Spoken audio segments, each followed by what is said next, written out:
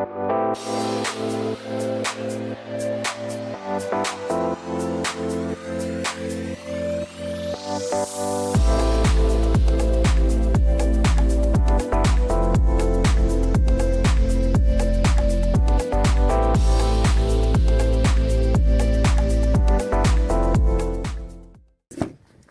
this 11th session was with a white woman. She had been sexually abused, neglected, tormented, shattered very early in life. Shattered in 1,000 pieces. And oh my goodness, she had slave masters, lots of them. And they came in through her ancestors killing slaves, killing black people. Lots and lots and lots of black people. That was their preference. So the slave master in her bloodline that was tormenting her directly was named Zoro. You know the mark of Zoro? Yeah, I watched that movie a lot. Did you? Okay, so Zoro bought the family. First thing that manifested was Satan. Satan said he was a slave master. And then Zoro was the ancestor that brought in Satan. She sees a black man hanging. During the sessions, she sees a black man lynched and hanging. It was a blood contract. I said, who did you sacrifice black people to? The God of the underworld. If I'm lying, I'm flying. This is what she just said. I promise you. She saw the God of the underworld. It was a blood contract for money. They were required to take hundreds of thousands of lives in order to keep the wealth in the bloodline. This has happened all across the world. If you want to dominate, if you want to keep the wealth through blood contracts, you got to do what Satan tells you to do. So for this woman and her ancestral bloodline, they were required to kill hundreds of thousands of black people. Yeah. So it brought in, oh my goodness, it brought in the curses of sexual immorality, occultism, poverty, hatred, bitterness, murder, perversion, violence, idolatry, incest, slavery. They were slaves to Satan. Her bloodline became slaves to Satan. And of course, alcoholism. They keep her imprisoned. Zoro said, I'm married to her. I'm visiting her at night. I said, how many people did you kill, Zoro? He said, I killed 100,000 people. He preferred black people, weak people, and he showed no mercy. He said, whomever I hated, I killed. The more killings, the more rank, the more power. I said, well, what gave you a legal right to kill black people? Then she began to see the Zambezi River in South Africa. I don't know the geography in South Africa. I'm going to have to look up the Zambezi River.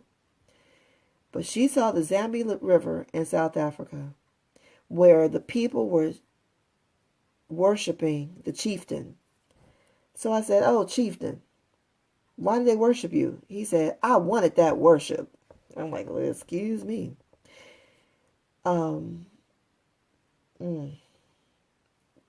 Because of the worship to the chieftain, they were allowed to kill hundreds of thousands of black people. The curse came on the people, which allows them to be killed, defeated by their enemies. Now, Deuteronomy 28 says, if you believe in the Lord thy God, your enemy will come at you one way and flee 7 ways. So how is it that black people are still getting picked off? And I'm sorry, I'm not trying to sound callous, but I'm not even considering the ones who aren't saved. I'm considering the ones who are Christians. How are Christian people losing their kids to the violence? It's because of the ancestral worship of other gods. You got to break those curses, okay? They don't just go away. They're legal rights. They stay there. They hang in the atmosphere forever. Because the spirit realm is the eternal realm. There is no time in the spirit. It doesn't just go away with time. Nothing goes away with time. Never mind. So, Zambi rivers equal mermaids. She's got a ton of mermaids, right? When they're drowning black people in the oceans, when they're drowning black people on the beach, when they're sinking ships full of black people, that's a legal right for mermaids to come into the bloodline. Because that's a human sacrifice to the marine kingdom. Right? So, here we go. Y'all gonna enjoy this part. I know, this whole thing is horrific, but the names of the mermaids, y'all, check it out. Tootie, Zara, Zulu, Kayla, Kara, Fumi, Luba, Kyra, and Farah. Now, they sound like something you would name your kids. I don't think the names themselves are evil. God help me if I'm wrong. Because these names sound kind of cool. Actually, I mean, like, I would name my little girl Kara, Kayla, Zara, Kyra. Anyway. All right. Okay, so we all know Farrah Fawcett. Farrah. I'm not going to just put that stuff on the names, but then again, I would not name my child Zulu. Then again, would I name my child Zara?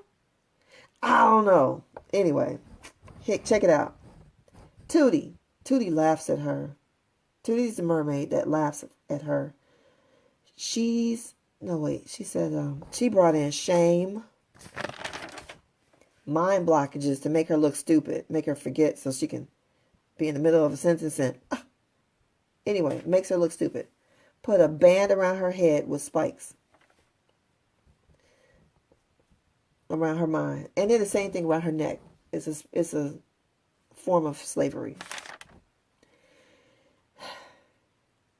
Zara says, I'm married to her. This is a female mermaid, and this is a woman. Zara says, I'm married to her. Put 4 rings on each hand.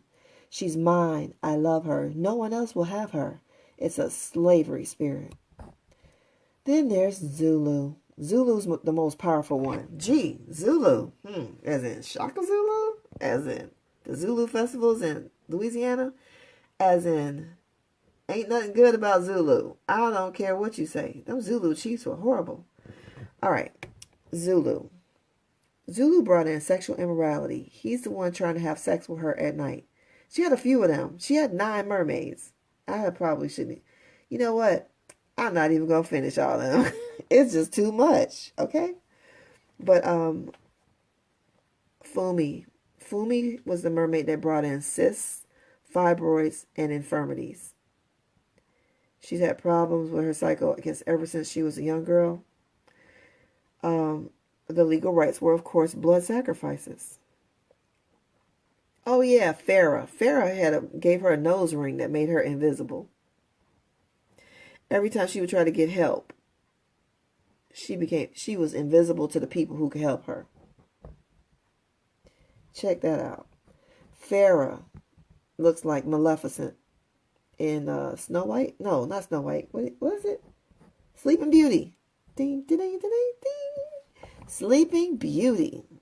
Yeah, Maleficent looked like Farrah. She said, we're both the same. Wicked. And she put slime on the woman. So every time something good came her way, it slid right off. They got some really evil devices. The slime makes her slippery. I'm going to stop there. It's so much. I told you most of it. But I had to walk her through breaking all those legal rights and stuff. And we do that in our classes. We do that in our one-on-ones. And they're amazing. And people feel instant relief. Of course, the woman was completely exhausted by the time it was over. When you get rid of that hundreds of years of slavery, hundreds of years of spiritual enslavement, you're going to be exhausted. I would not be surprised if the woman got to take off work tomorrow or sleep. She may be sleepy the whole week. Who knows? Anyway, she's waited so many years to get free. And now we started the ball rolling. Because we got to deal with all the Native American. I'm sorry. Those native Indian people. We got to deal with all those chiefs now after that. It's just multiple layers. But we had to get all those blood sacrifices of her ancestors when they killed hundreds of thousands of black people. So, dear white people, don't think you're going to get free without dealing with those murders of black people. It's not going to happen. Dear black people, when you break those contracts with the other gods and your ancestries, nobody's going to be able to roll up on your kids and just snatch them and kill them. You don't have to be afraid. Break those contracts. Seek deliverance. Okay? Tear down those altars, idols, shrines to other gods. And I'm out. See you in class. Oh, sign up. Level 3, level 2, we'll have meetings. Level 1, you get replays. No meetings. Okay? Jump in where you can. The Holy Ghost is going to meet you wherever you are. Okay? Thanks for the love. See you.